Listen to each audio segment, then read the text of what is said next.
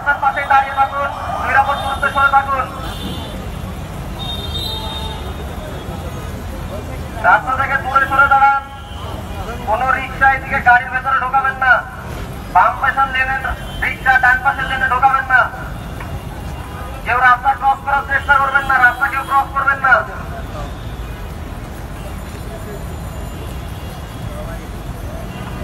রাস্তার পাশে দাঁড়িয়ে থাকুন, নিরাপদ দূরত্বে সরে থাকুন। রাস্তা থেকে দূরে সরে দাঁড়ান। কোন রিক্সা এদিকে গাড়ির ভেতরে ঢোকাবেন না।